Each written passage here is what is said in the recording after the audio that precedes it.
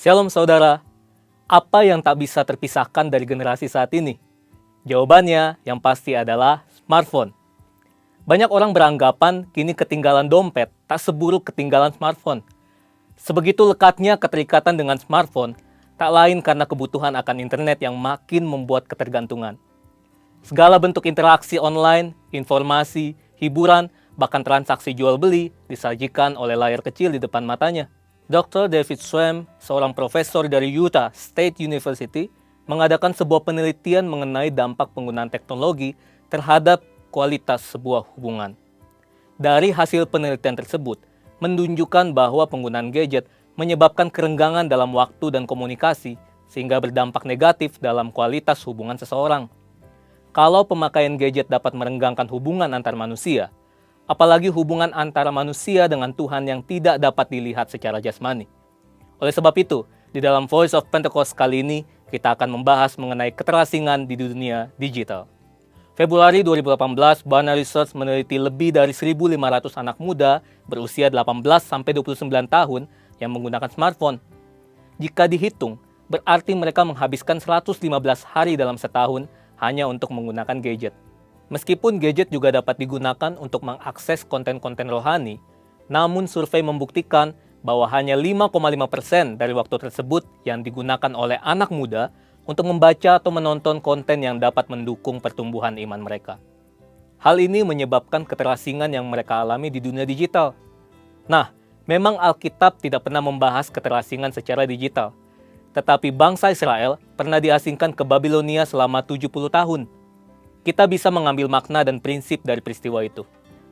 Sekitar tahun 597 sebelum Masehi, Nebukadnezar mengangkut bangsa Israel dan menawan mereka di Babilonia selama 70 tahun.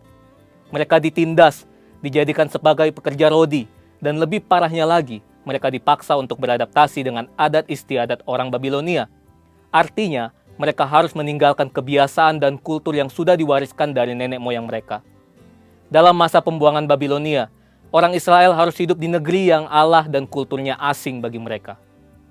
Jika dibandingkan dengan peristiwa Alkitab ini, dunia yang kita hidupi saat ini bagaikan sebuah Babilonia digital. Tanpa sadar, orang seakan mendewakan dan mengabdikan hidup mereka untuk mengikuti ilah lain. Contohnya, figur publik, cinta akan uang, dan juga gaya hidup berfoya-foya yang dipertontonkan. Banyak orang berpikir, jika mereka tidak hidup mengikuti tren, maka mereka akan dianggap kuper, gak gaul, tidak relevan, dan dijauhi oleh teman-teman.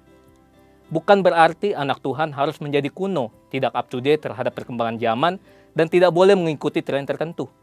Saat itulah anak-anak Tuhan tetap harus menunjukkan perbedaan dan justru bersinar di tengah pengasingan seperti Daniel, Sadrak, Mesak, dan Abednego. Berikut ini adalah prinsip yang harus dilakukan anak Tuhan untuk dapat menjadi saksi. Yang pertama, hidup dalam keintiman dengan Tuhan. Berdasarkan penelitian yang dilakukan oleh BRC Indonesia, ada sekitar 86,6% dari anak-anak muda yang memiliki kehidupan yang intim dengan Tuhan. Namun di sisi lain, ada juga anak muda yang masih mengalami anxiety attack ketika berhadapan dengan berbagai masalah dalam hidup. Survei Sinode GBI menunjukkan ada sekitar 36% kaum muda GBI yang masih mengalami hal ini. Daniel 6 ayat 11 mencatat bahwa Daniel menjaga keintimannya dengan Allah dengan berdoa kepada Allah 3 kali sehari. Sehingga tidak membuat iman Daniel gentar ketika ia dihukum masuk ke gua singa.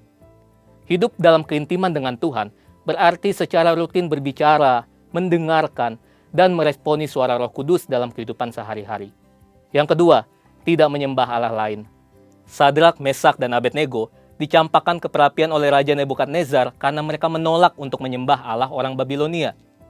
Mungkin saat ini kita tidak disuruh menyembah patung, tetapi hal ini bicara tentang sesuatu yang kita puja, kita utamakan, dahulukan, lebih kita sayangi, dan mungkin membuat kita mengutamakan hal ini dibandingkan kepada Tuhan. Ingat, hukum Taurat yang pertama juga berbunyi, jangan ada padamu Allah lain di hadapanku. Allah lain berarti idol, idola, pujaan, dan segala bentuk materi yang kita agungkan secara berlebihan. Yang ketiga, selektif dalam memilih apa yang dikonsumsi. Daniel juga berketetapan untuk tidak menajiskan dirinya dengan santapan raja dan dengan anggur yang biasa diminum raja. Selektif berarti kita perlu memilah apa yang kita baca, jangan sampai membuat kita hidup dalam kekhawatiran. Apa yang kita dengar haruslah dapat menyemangati kita dan jangan sampai mematahkan pengharapan kita. Intinya, apa yang kita lakukan dengan tubuh kita dapat berbicara tentang siapa Allah yang kita sembah. Saudara, bukankah ini yang menjadi tugas kita yang hidup di era Pentakosta ketiga ini, yaitu untuk tetap menuntaskan amanat agung di era digital ini. Perkembangan zaman tidak dapat lagi kita hindari. Kita tetap dapat bersinar dan menyuarakan suara Tuhan, asalkan kita hidup dalam keintiman dengan Tuhan. Letakkanlah Tuhan sebagai yang utama, dan milikilah gaya hidup yang berbeda dengan kultur dunia.